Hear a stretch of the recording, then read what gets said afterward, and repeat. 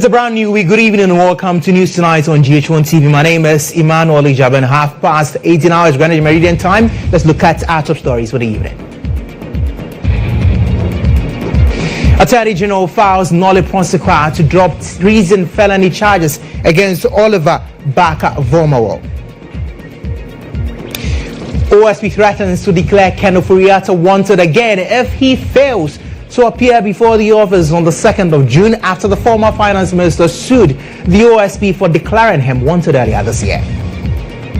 Conversation on whether to review free SHS reignited as Asante Hene calls for the policy to target brilliant but needy students.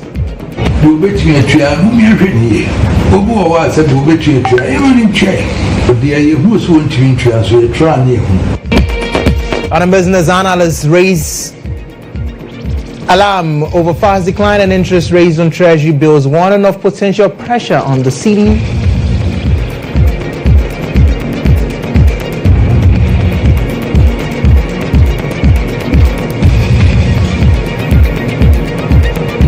Details of these stories making up a 1 hour comprehensive broadcast of news here on GHOne TV. Stay with us. We'll be back.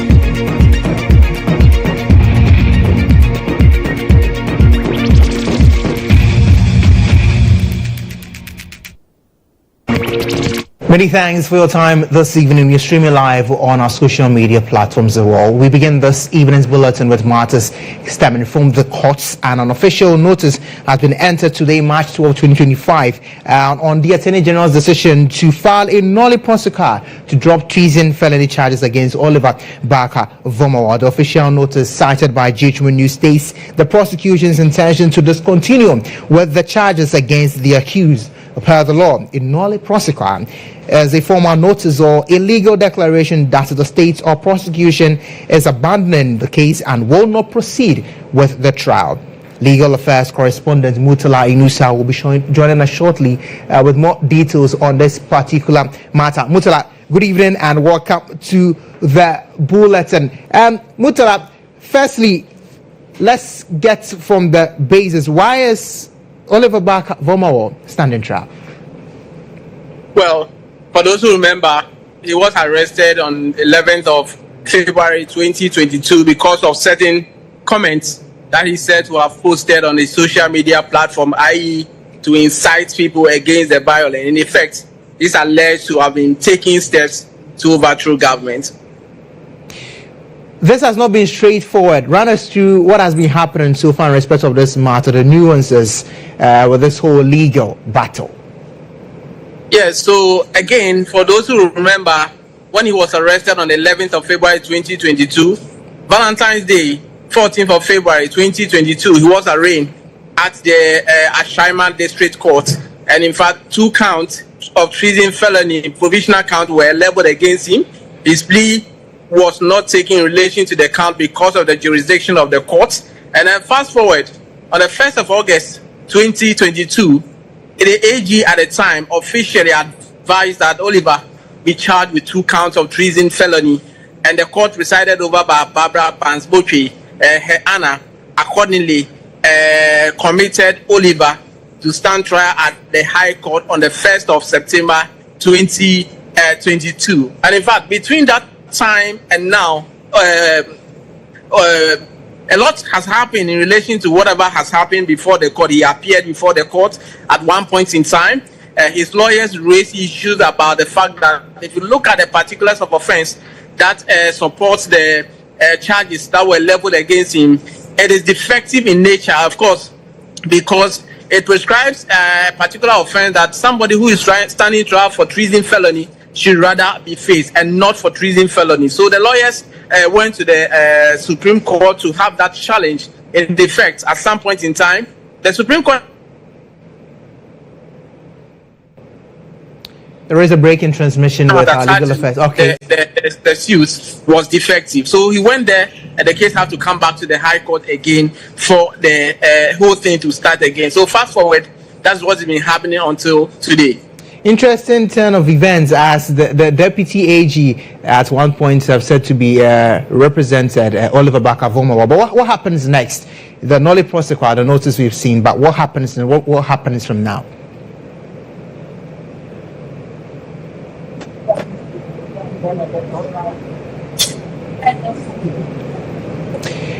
We seem to be having a challenge reaching out to Mutala Yunusa. He has given us the nuances, he's given us the basis. What is the reason exactly why Barker-Vomawor was even standing trial for the state to file a Nolly prosecution? But we do have a bite from Oliver Barker-Vomawor, who is now on his pathway to being free in May last year. Let's listen to him. We have gone to the Supreme Court several times to compel the Republic to show up in court and prove the evidence that they claim they have against us. Every single day we come before this court, a court that is supposed to be committed to justice, a court that is supposed to give to each individual in this Republic a fair trial.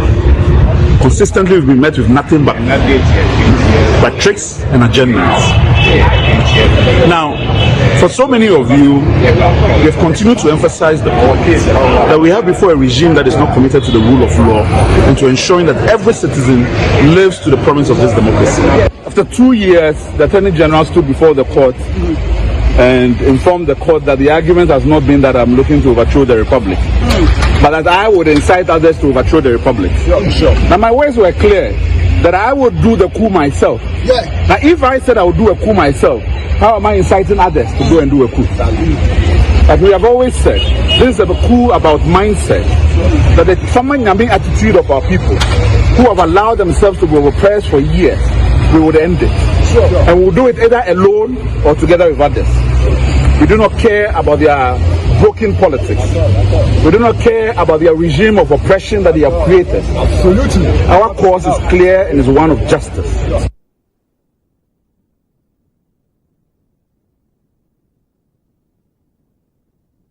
So that's Oliver Barker-Vomawor there. And this particular video you watched is not recent, it's from May last year after an appearance before the Apex Court of the Land, that is the Supreme Court. After this notice of discontinuing of the charges against him, Oliver Barker has actually taken to social media and he has written that since the intention was to impede his doctoral program, he wants to say Aiko to the government and to Godfrey Dame. They succeeded. He says the government should kindly release his passport and take him off the no-fly list. And now that he has lost his funding for Cambridge, he needs to address to that. We need to address that so that I can finish my program. And this is the quote that Oliver Barker-Vomawor puts out there on social media after this particular notice. He ends it with shalom. And that is the reaction we have from him so far. My next honorable letter is insight.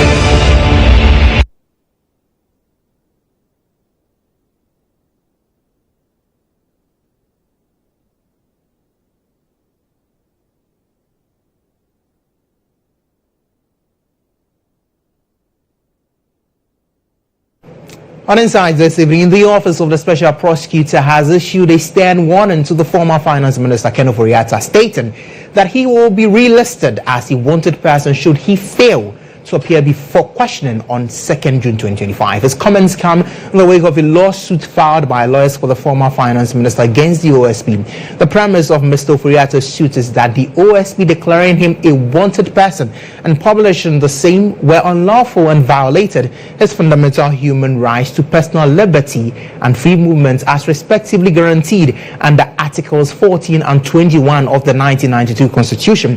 The suit seeks several reliefs, including a declaration that the special prosecutor has no statutory authority to use media briefings to label someone a fugitive from justice, as this allegedly violates Ofori-Atta's right to personal liberty. Now, despite the suit, the special prosecutor remains resolute In response to the suit, the OSP stated that it had initially removed Mr. Ofori-Atta's name from the wanted list in good faith upon his request. However, the office maintains that if he fails to appear by June 2, 2025, his name will be reinstated. Meanwhile, the former finance minister has taken legal action against the OSP, seeking an injunction to prevent the office from redeclaring him a wanted person. His legal representatives assert that he has cooperated with investigators through his lawyers, thus rendering any attempt to label him a fugitive unfair and damaging to his reputation. So the suit in respect of Ken Ofori-Atta against the Office of the Special Prosecutor,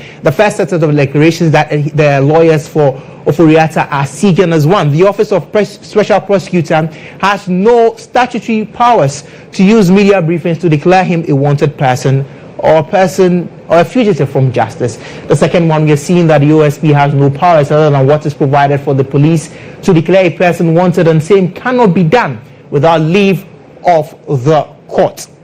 That is the second in the very first set of declarations. On the third, the Office of the Special Prosecutor, in exercising the powers of the police as provided for under Section 28 of the Office of the Special Prosecutor Act 2017, Act 959, and the Office of the Special Prosecutor Operations Regulations 2018, LI 2374, is bound by the limits placed on the exercise of discretionary power as enshrined in the service instructions of the police service under Article 200 and consistent with Article 296 of the Constitution of Ghana, that is the 1992 Constitution. As well, the unlawful declaration of the applicant as wanted or fugitive from justice constitutes violation of his right of personal liberty as enshrined in Articles 14 of the 1992 Constitution and right to free movement enshrined in Article 21 of the 1992 Constitution, Article 12 of the International Covenant on Civil and Political Rights, as well as Article 12 of the African Charter on Human and People's Rights.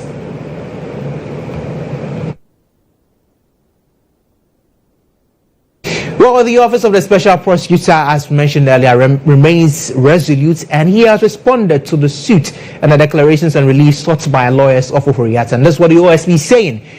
The Office of the Special Prosecutor acknowledges the lawsuit filed by Kenneth Nanaya Ofori-Atta contesting the OSP's prior declaration that he was a wanted person and a fugitive from justice.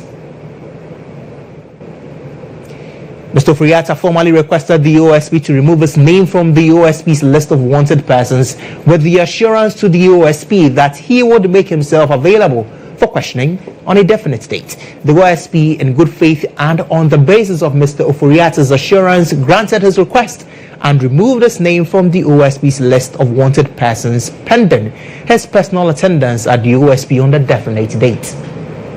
Mr. Ofori-Atta is mandatorily required to appear in person before the OSP on June 2nd, 2025. If Mr. Ofori-Atta fails to attend the OSP on the scheduled date, he shall be re-entered on the OSP's list of wanted persons, and the OSP shall consider him a fugitive from justice, whereupon the OSP will cause the issuance of an Interpol red notice in this regard and also cause the initiation of extradition proceedings in any jurisdiction in which he may be found.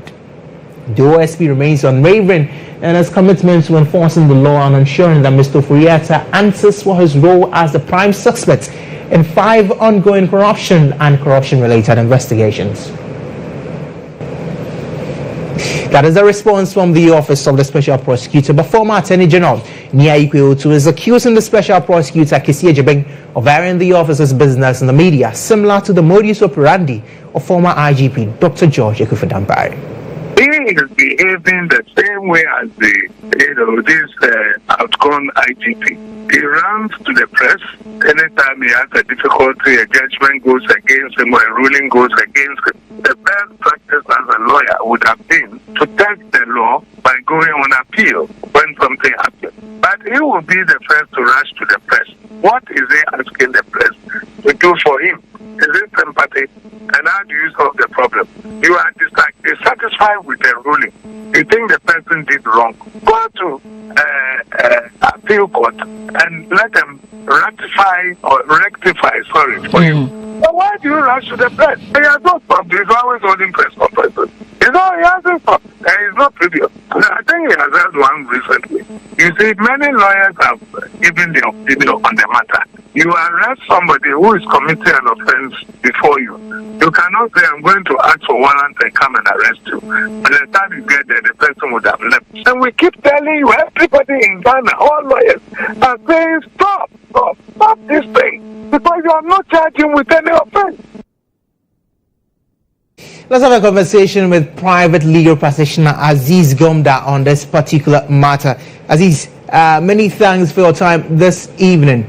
Let's have a conversation first off from what the former Attorney General Ayikwe Otu is saying about the use of the media. I mean, the debate over the special prosecutor's use of the media and handling high-profile cases is a critical one. The question for me is, how do we create a perfect balance between the two to disseminate information and then as well using the required legal procedures to declare someone wanted or a fugitive from justice? Good evening to you and your viewers. It's a pleasure being here to share my thoughts on the raging debate as to the proprietary nature or otherwise of the ongoing investigations against the former finance minister. From where I sit, and especially when it comes to the issue of the fight against corruption, it is something that is very critical that the average Ghanaian has demonstrated time and again, that they want to know what is happening, that they want to be informed. And as a matter of strategy, and one cannot fault the special prosecutor if he thinks that one of the ways for him to get some sort of legitimacy is to be transparent in the work he does and to let the average citizen on whose behalf he's been appointed to fight corruption to know exactly what is happening. I think it's in order.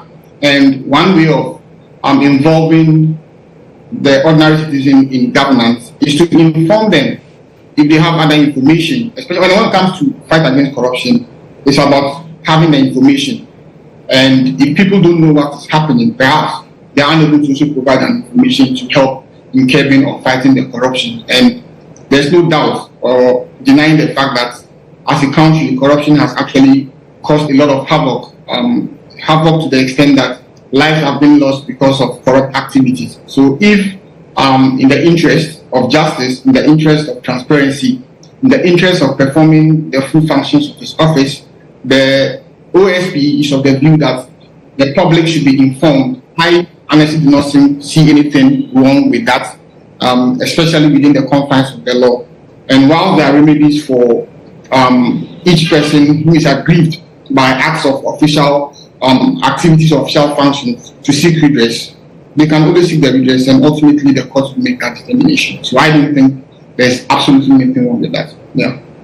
Aziz, thank you for your thoughts on that. Let's now get to the key issue here about the suit filed against the OSP. I mean, the OSP has responded and saying that, you know what, I have extended courtesies towards you. We have spoken at length. On June 2, if you don't appear, I will declare you wanted again and put you on Interpol's red list. But then the lawyers for Ken Ofori-Atta are arguing that they are actually saying that the OSP is wrong and it's the first instance of declaring wanted, and they are trying to seek a declaration from the court, a relief from the court, that will prevent the OSP from declaring Ken Ofori-Atta once again wanted. Help us understand this legally. Does the suit against the OSP work like an injunction, sort of?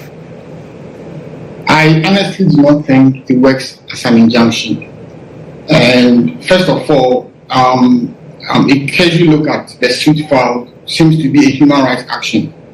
But from where I sit, I do not actually even think the course of action has accrued, because fundamentally they seem to be saying that the actions of the OSP undermines their administrative rights as guaranteed under Article 23 of the Constitution, as well as their right to liberty. The point is that the OSP, per the act establishing the office, has all the powers the police service have been granted under law. which includes the power to arrest. Of course, the power to arrest is not in abeyance, it's not in vacuum, it's streamlined, it's regulated. There are instances where you are allowed to arrest without warrant. There are instances where you have to arrest without warrant. And to arrest without warrant, the procedure is set out clearly in law.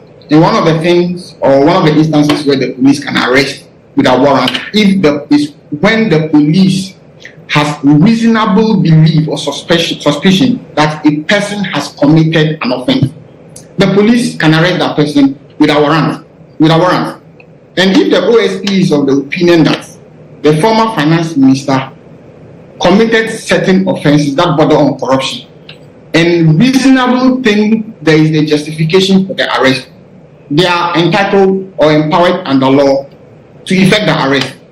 And if, per their checks or their intelligence, the finance minister, having been invited to assist in investigation, is not making himself available, I genuinely do not think the law prevents them from issuing that public notice. We are in this country, we have seen instances where you open your daily graphic or some other newspapers where you see publications of a person being wanted, certainly being subject of investigations and perhaps absconding from the invitations of the police. The police have done that and it's settled practice. The challenge would be if, upon arresting the person without warrant, the person is not discharged or released within 48 hours, then at that stage, your right to liberty would have been undermined, because the Constitution in itself allows for the police to arrest you and keep you up to 48 hours upon reasonable suspicion that you have committed an offense, to aid in their investigation. Okay. Any other time beyond the 48 hours without a court warrant becomes an illegality and certainly an infringement on your right to liberty, which includes your right to movement. But in these circumstances, that hasn't arisen yet. Okay. And from where I said, I think the course of action that would have approved them pursuant to the human rights provisions, specifically the right to liberty, for which they are claiming or arguing has been infringed, I think it is premature. Okay. It is also possible that as we stand, the Office of the Special Prosecutor or Special Prosecutor has gone for a court order, and in these instances, he could even go for an ex parte court order if he convinces the court that the subject is indeed required and the subject is upcoming. The court will make the assessment. With that, the lawyers or the suspect, the former finance minister, would have not been getting the benefits of that information. So all these things must come out. But from where I said, insofar as he has not been detained yet, insofar as he has not been arrested and detained beyond 48 hours, and it is in pursuit of investigating certain crimes he's alleged to have committed, it is within the confines of their powers to demand that he be present. And if he's not present voluntarily, why not? We can declare him as a fugitive. And mind you, declaring him as a fugitive does not necessarily mean that he's guilty of whatever he's been alleged to have committed. All right, Aziz. If they charge him, the court will look into the matters. And if the court thinks otherwise, the court will pass a verdict of innocence. After all suspects are considered innocent until proven guilty. And I'm sure, as we have seen in the publications, the OSP has maintained that he's a suspect and that he has not been convicted of any crime. And that is what I think of the whole scenario. Yeah. Abdulaziz Gomda, thank you so much for speaking with us on this particular matter. Abdulaziz Gomda is a private legal practitioner. But let's gain further insight.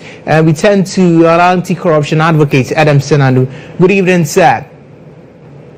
Good evening, sir. Now, the whole use of the media by the OSP. Should the OSP prioritize quiet procedural justice, or is there really merit in this approach of publicizing his actions for deterrence and public awareness?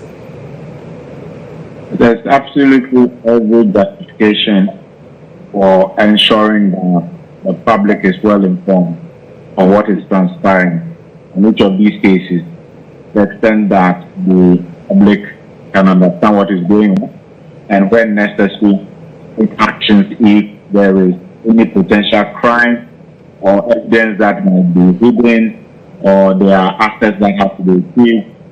I think persons should be minded that in designing Act 959, one of the things we sought to do was to ensure that the gaps we identified with previous anti-corruption agencies, for example, we had a big question of how the Yokos, the BNIs, the CID could be investigating cases for years, and yet the media, the public, civil society would have no clue on what has been achieved. And so we intentionally put in a 6-month clause that worst case scenario, every 6 months, the OSP should report back to the good citizens of this country. To effect, we're expecting as often as possible that the special prosecutor, and by so doing, we also are suggesting that it will be good practice for all other agencies to continuously keep the public informed.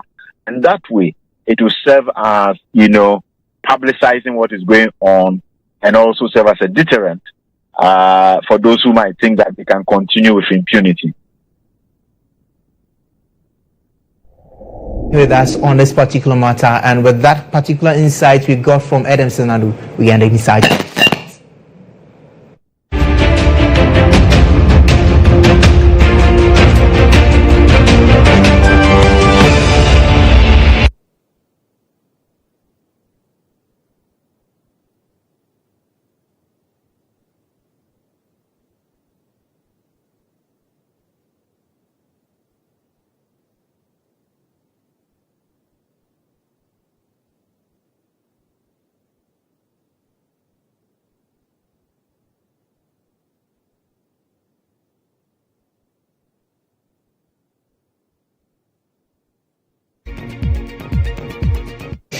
Asante Hene Otumfuo-Asseridua II is calling for a review of the free senior high school program, arguing that parents who can afford should be allowed to pay.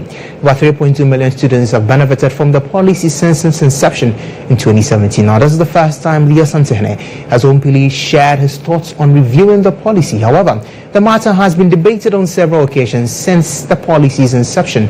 The previous government was accused of not being a listening government in insisting on running with the policy as it was. Despite the many challenges, this government writes, after assuming office, held a national education forum to solicit ideas and recommendations within the education sector. Here is Leah Santehene on Opemsuo explaining why he believes the policy must be reviewed when the education minister paid a courtesy call on him in Malaysia. Free senior high school and pass a name on mommy and free senior high school. Say a let's say because a free senior high school among Kolakona Komadi and Yasapam Yabade and it's only for so. Now you're able to say we are never one who didn't sound or befield, didn't sound or befield, then Wasako, and soon. Yes, she's in the year who say a qua neko. Adrian will be dear and woody. You bet me a tree, Obo was a bubetry, even in chair. Joe, and my idea. If you makani a cool school, if you not pass it, yeah, very busy. Well, woman, who name won't into a better natural trouble. Yeah, yeah, my bedroom. Cocoa boss scholarship, those days, in their movie. Now, maybe you'll be to a transfer, or dear, who's going to transfer a try near home. Better no who's a way into near their school administration. Better near their man on so. It is I bread their more cane and never walk. And then I'm going to go for now to train you. Only everything and you can.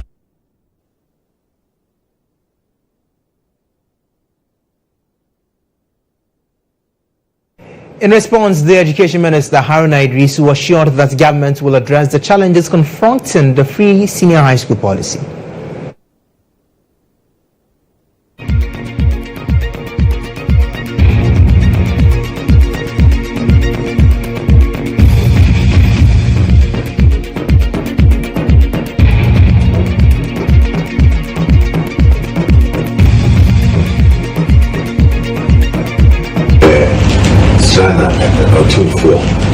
Now, managing the blessing and the wisdom. Now, cautious. Now, you're back to our brand pool. Now, some baby was NDC, a bar, free senior high school, a big now, or 2 4. You're by any year, they're by any year. Na yɛbɛhwɛ Ghana education yie sɛ ɔman no bɛ yɛyie akyina a ɛbɛyɛ nsuansuo adeɛ asɛm ɛbɛyɛ education ɛnkɔ yie soso a ɛbɛyɛ education.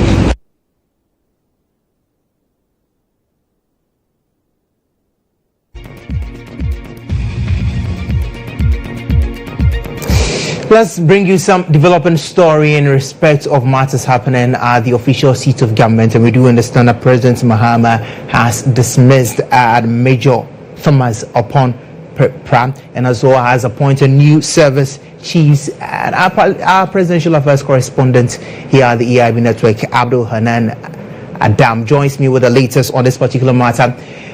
Hanan, good evening. Good evening, Agyabeng. Yes, give us what is exactly happening, those who have been affected, and the new appointments made in respect of the service chiefs. Well, Agyabeng, to begin with, the president, before swearing in the new heads of various security agencies, which includes the Immigration Fire Service, and then the immigration had announced that he has made changes to those respective portfolios that the press release has alluded to. And well, earlier this afternoon, he had a meeting with the outgone Chief of Defense Staff, that is Thomas Opompepra, right, who until now was the Chief of Defense Staff. Now, the new Chief of Defense Staff, who is taking over his position, is now Brigadier General William Opon. He is now going to be the Chief of Defense Staff, and the President has done so in consultation with the Council of State. And you know,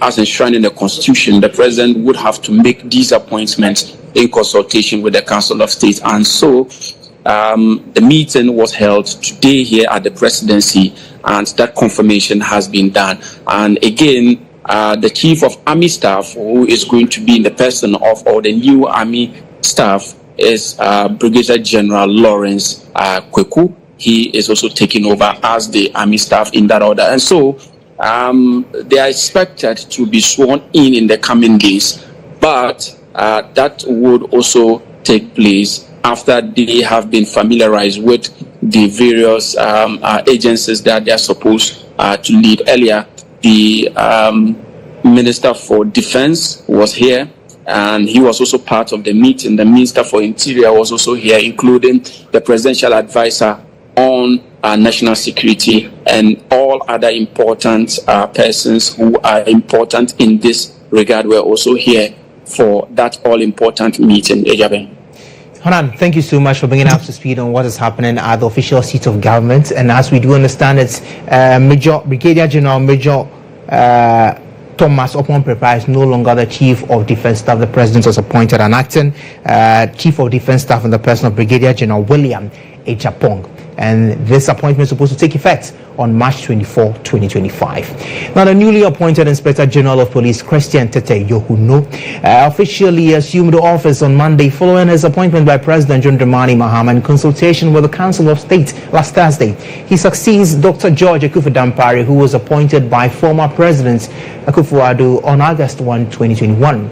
GHOne became the 25th Guinean to hold the position and the second Gadangbe IGP after ERT Majite, who was Ghana's first indigenous police chief in 1958. With 4 decades of experience in law enforcement, GHOne is expected to spearhead a new era of transformation and modernization within the Ghana Police Service. President Mahama has expressed confidence in his leadership, emphasizing the importance of professional reforms, stronger community engagement, and the adoption of modern policing strategies to tackle emerging security threats. Unlike the widespread jubilation that accompanied his swearing in on March 14, GHOne's first day in office was marked by a brief ceremony, including a 9-member guard of honor and a welcome from the Police Management Board.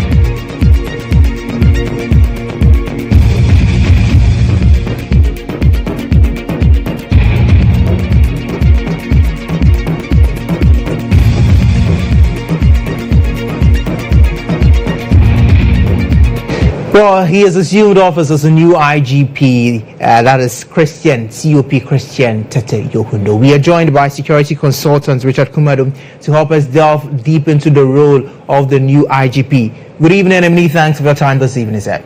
Thank you. What strengths and weaknesses, if you look at Christian Tete Yohuno, what does he bring to the table and this is new role?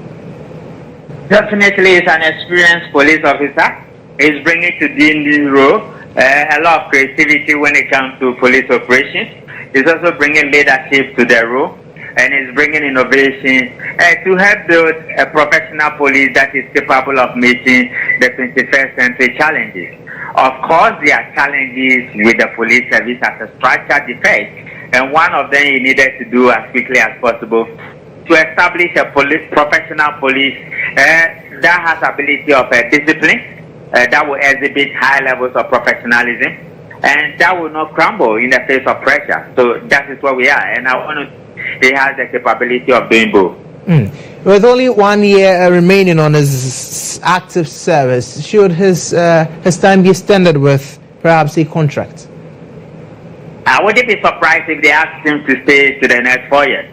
Having said that, it's a prerogative of the president, and becoming an IGP is an honor, and it's an honor done him that at this point of his career, he is given the head of the job, that he's the IGP. He has 1 year to prove himself, and he has 1 year to cement his credibility. And I wouldn't be surprised at all if the president extends his tenure to the next 4 years. But having said, it is at the discretion of the president, and it's a prerogative of the president. So what betides me is I play within the arena. But knowing what I know of the man Yohuno, and with the experience he brings to the job, and the levels of credibility and the high expectations of him, anything can happen within that area. Richard Kumado, thank you so much for speaking with us here on the assumption of office of Christian Tete Yohuno as a new IGP. It's now time to turn focus to matters of the business world.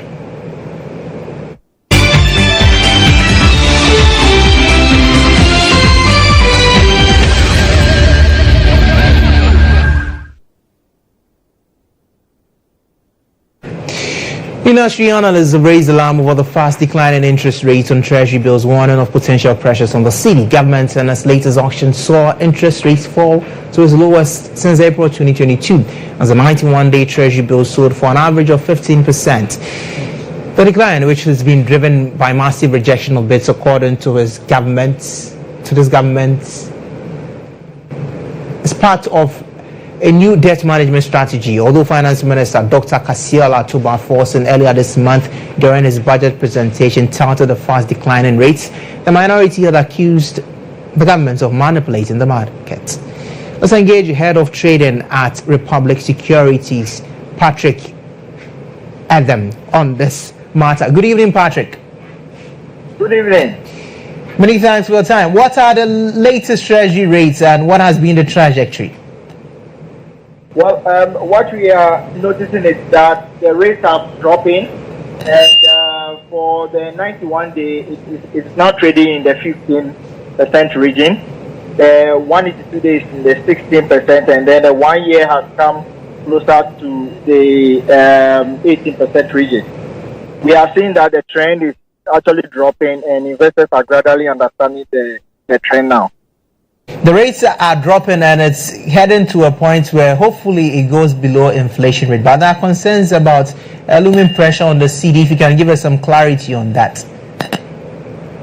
Well, what we've seen in the market is that there is some agitation among investors. It is really clear to investors where the finance ministry is pushing the rate. And at first, most people thought it was a bluff, but it has come low. We've seen the Bank of Ghana also mopping up liquidity in the market. So what we saw in the last auction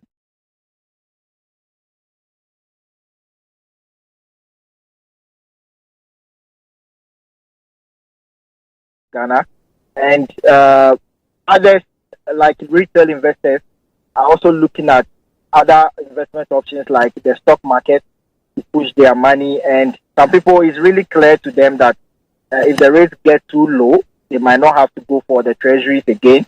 back, push to either the stock market or look for another option. And the fear is that the currency or the dollar might be another avenue for people, which is not the desired expectation of everyone.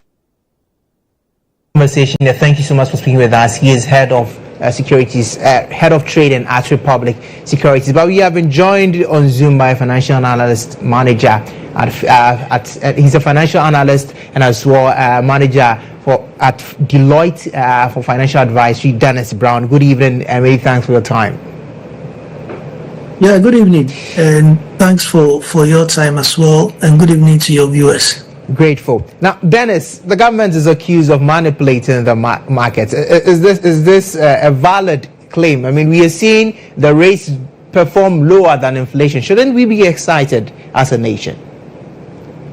Well, I think manipulating is a bit of a strong word.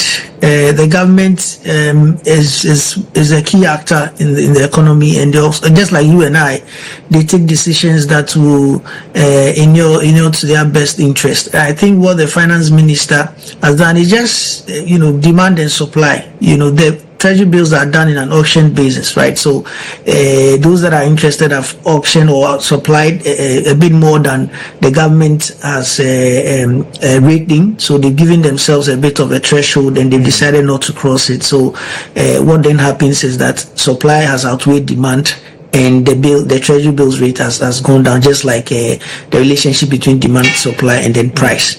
So that's primarily what has happened. But it's very intentional. If you heard the finance minister, what they're seeking to do is to try and drive down the cost of borrowing in the hope that the real sector or growth in the real sector will be boosted. So businesses will be, more supported and in terms of borrowing to fund their activities. But the challenge here, as indicated earlier, is that if T-bills rates fall below inflation is still around 23%, and you are seeing T-bills rate around 19%. I'm hearing 16%, which means it's still going down. That is quite problematic because then it becomes significantly less attractive to investors, and so they would like to look for options primarily. And in looking for options, as you know, these are short-dated bills as well, so they look for the low-hanging fruits, what they can turn around quickly within the short time. And USD-denominated assets or monetary assets becomes the low-hanging fruit here. Potentially.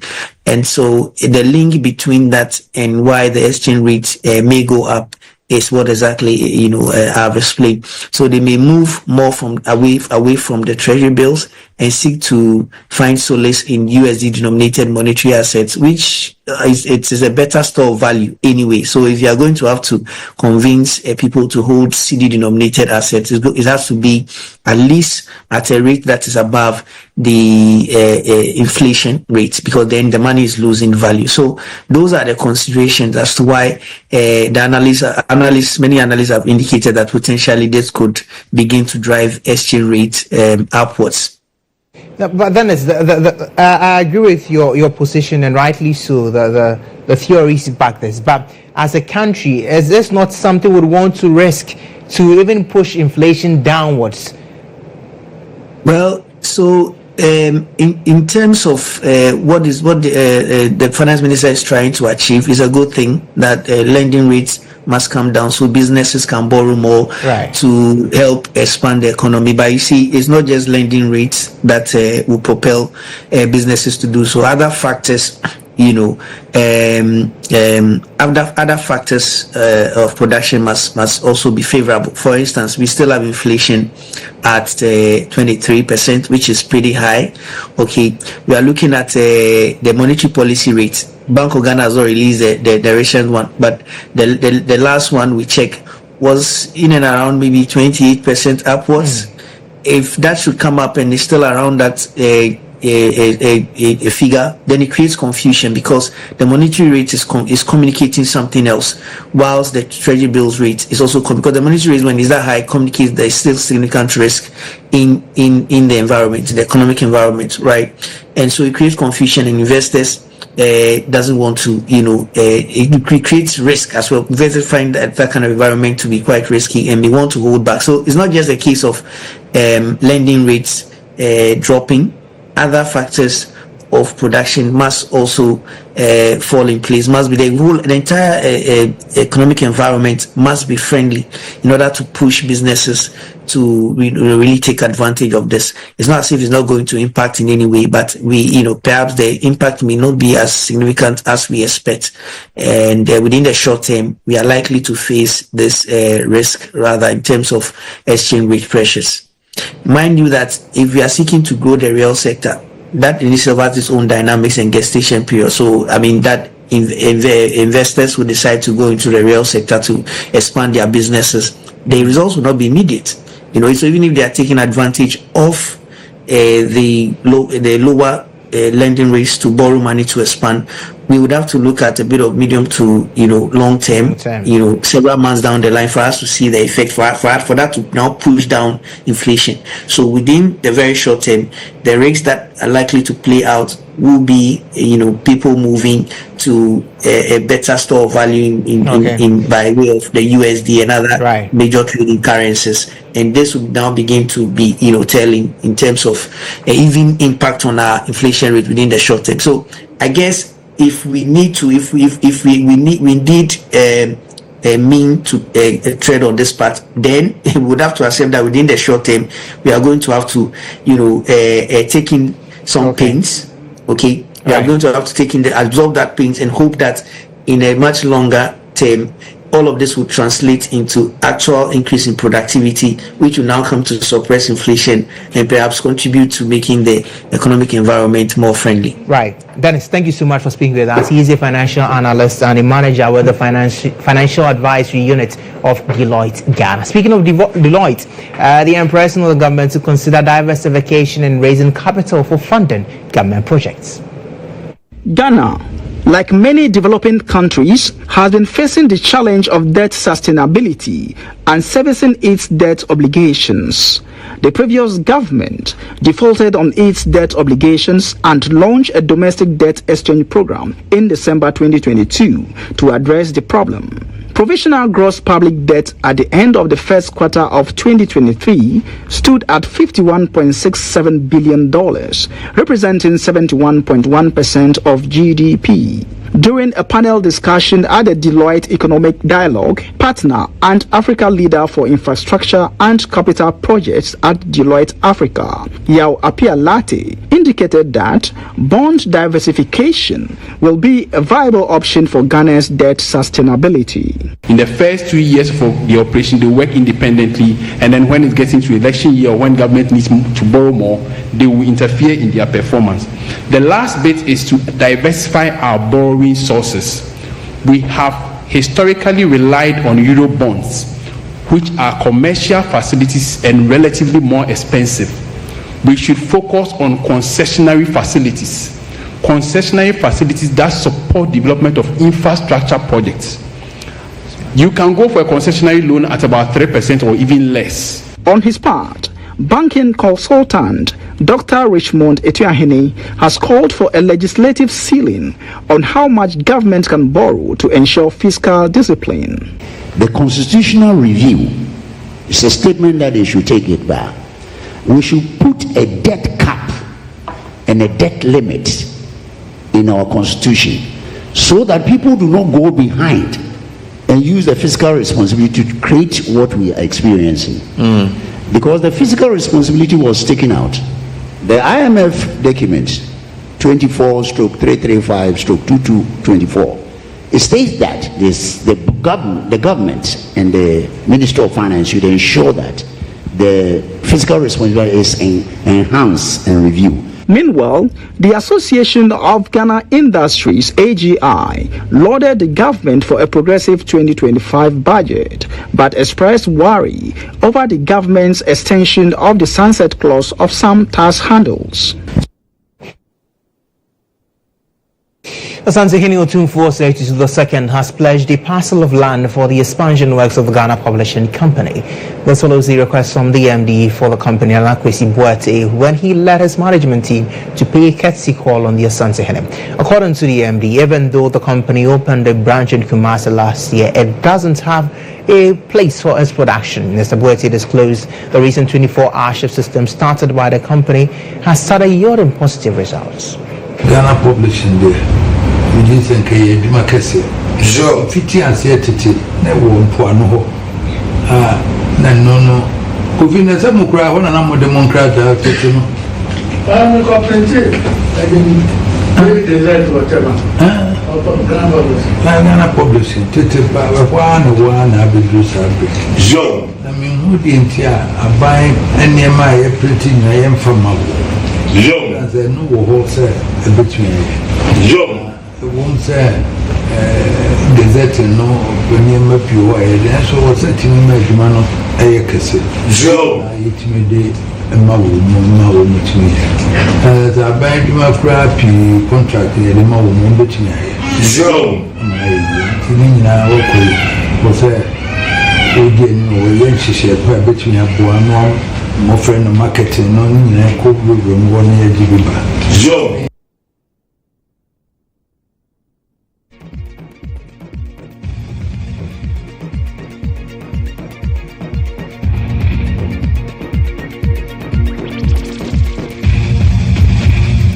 It's now time for us to bring you the latest in our world of sports.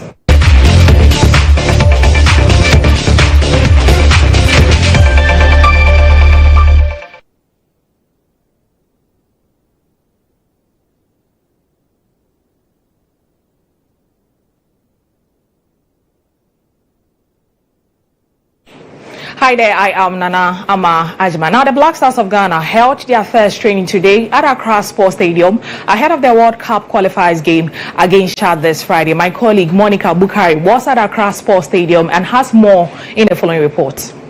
The Black Stars have begun their first training session ahead of the World Cup qualifiers against Chad and Madagascar at the Accra Sports Stadium.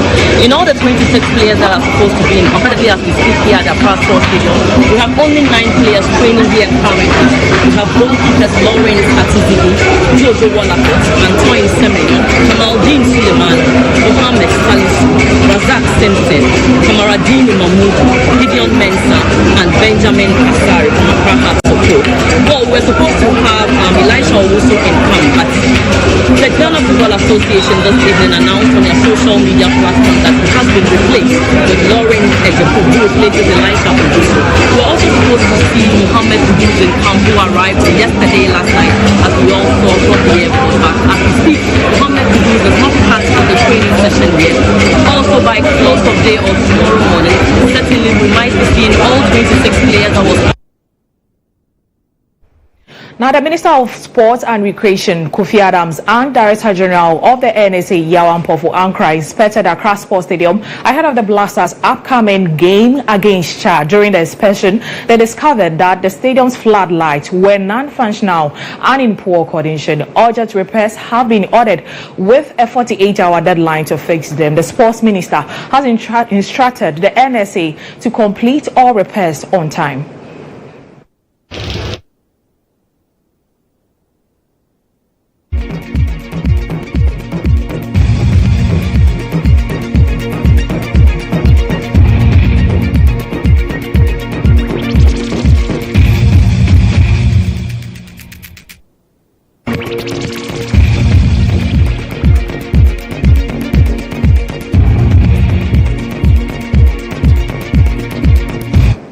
Away from football, the national arm wrestling team Golden Arms delivered a spectacular performance on Saturday, overpowering first opponent from Nigeria, Benin and Togo to claim victory in the much-anticipated Independence Arm Wrestling Championship. In the 80 kg women's category, Grace Minta dominated the competition to claim the gold medal, while Florence Boachimensa delivered an impressive performance to secure silver.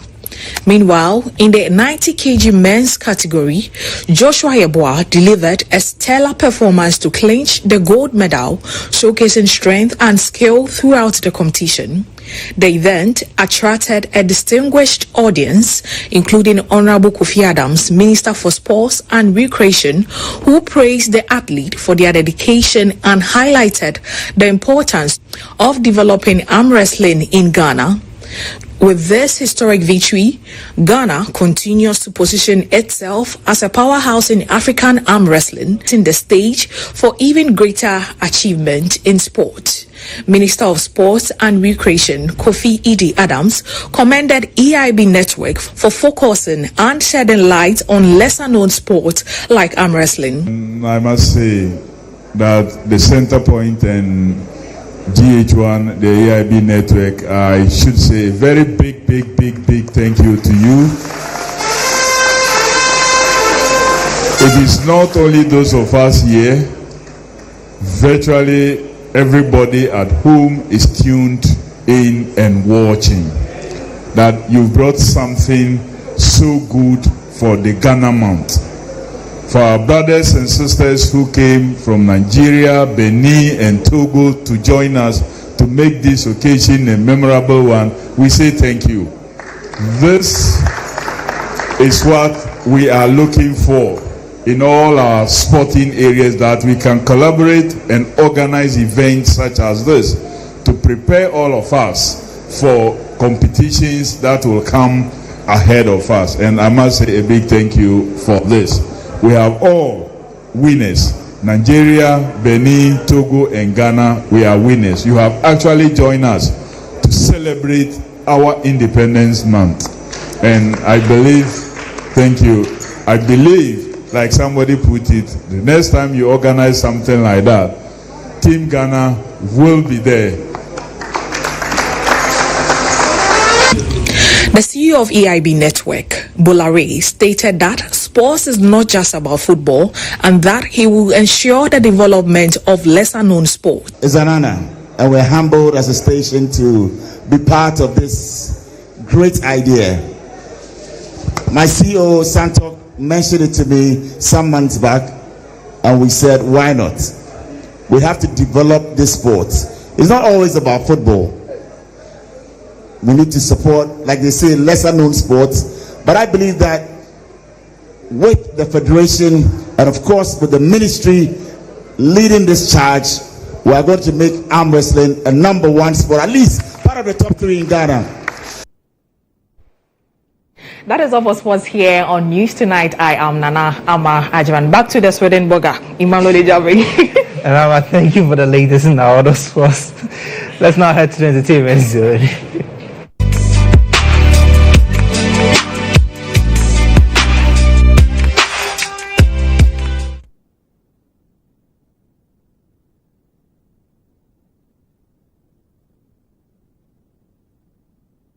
The gospel music group Team Eternity Ghana has made an impressive debut at the upcoming Telecel Ghana Music Awards (TGMA) with 7 nominations. Their chart-topping single "Defe Defe" has earned them recognition in major categories including Song of the Year, Songwriter of the Year, New Artist of the Year, and Artist of the Year. They face strong competition from renowned artists like Stonebwoy, the 2024 winner, and Black Hole, the 2023 winner. In addition, Team Eternity Ghana's hit "Defe Defe" is also vying for the Telecel Most Popular Song of the Year award alongside tracks from artists like Kim Promises, Paris, Kiddies Lomo Lomo, Famias Very Soon, and Stonebwoy's Jejereje. The 26th TGMA will take place on May 3, 2025 at the Accra International Conference Center with a pre-event party on May 2 to celebrate the nominees and the music industry.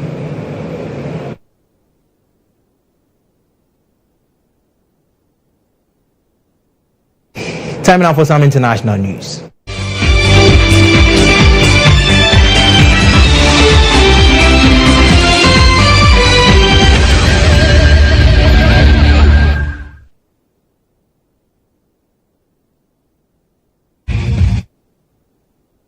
Rwanda has cut diplomatic ties with Belgium, saying it has been consistently undermined by the European nation during the ongoing conflict in the Democratic Republic of Congo. Brussels has been leading calls for European nations to sanction Rwanda over its support for the M23, a rebel group at the center of DRC's crisis. Authorities in Kigali, that's Rwanda's capital, have given Belgian diplomats 48 hours to leave the country. Belgium, which is the former colonial power, has said it will respond to these measures and labeled Rwanda's decision disproportionate.